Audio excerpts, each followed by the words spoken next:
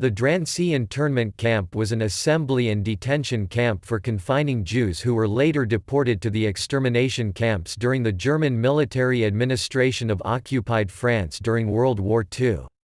It was located in Drancy, a northeastern suburb of Paris, France.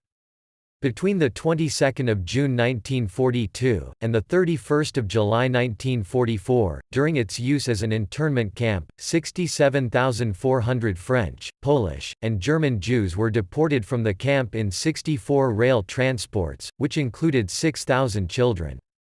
Only 1,542 remained alive at the camp when Allied forces liberated it on 17 August 1944. Drancy was under the control of the French police until 1943, when administration was taken over by the SS, who placed Officer Alois Brunner in charge of the camp.